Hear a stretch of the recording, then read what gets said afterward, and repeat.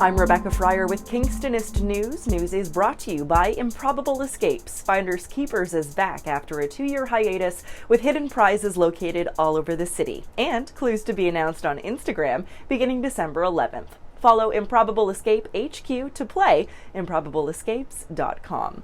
Here's what's making headlines today, December 12th, 2022. On Friday, MP for Kingston and the Islands, Mark Gerritsen, announced more than $50 million in financial support to build 130 new housing units right here in the Limestone City.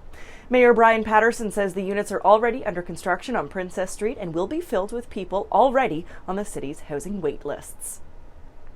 Kingston Police have launched their annual Lock It or Lose It campaign, reminding all of us to keep our holiday shopping locked and out of sight in your car to help avoid becoming the victim of theft this holiday season.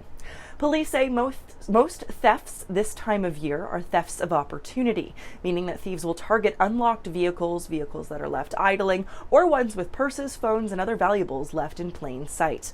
Police also remind motorists not to leave personal documents, such as vehicle ownership, pink slips, credit card invoices, or other documents with personal information in your car, as thieves may also use these to steal your identity.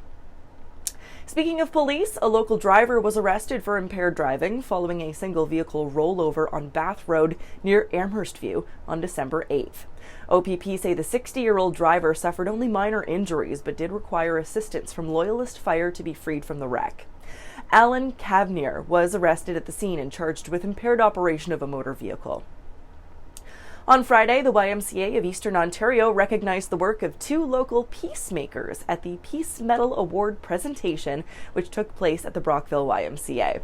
The medal winner for Kingston in the area is Heather Haynes, owner of the Heather Haynes Studio and creator of the Wall of Courage. And the medal winner for the Brockville area is Mason Hodge, the co-founder of the Diversity Advisory Coalition for Leeds and Grenville. You can read all about their ongoing campaigns and how you can get involved right now at Kingstonist.com. Speaking of charitable campaigns, the Invista Center will be transformed into a winter wonderland coming up on December 18th for the first ever ReMax Rise Winter Festival in support of the Boys and Girls Club of Southeastern Ontario. The event will see ice pads open for public skating by donation, with special Kingston Police versus Kingston Fire and Rescue hockey game set to take place on one of the rinks at 12:30 p.m. There will also be horse-drawn carriage rides, holiday choir, and dancing performances, as well as perhaps a visit from the jolly old elf himself later in the day. And lastly, this past weekend in Oshawa, a number of local teams with Kingston Elite All-Star Cheerleading picked up victories at the annual Cheer for the Cure competition. In total, 2 Kingston Elite teams finished first overall in their respective competitions, while 4 other squads did finish on the podium. Now, in its 18th season, Kingston Elite All-Stars Cheerleading continues to grow the sport of cheer throughout Kingston and the surrounding area.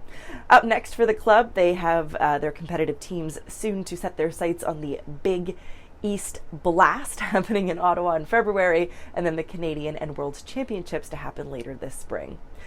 For more on these stories and other headlines, or to submit your own news, visit Kingstonist.com and become a subscriber today. I'm Rebecca Fryer. Have a great one, Kingston.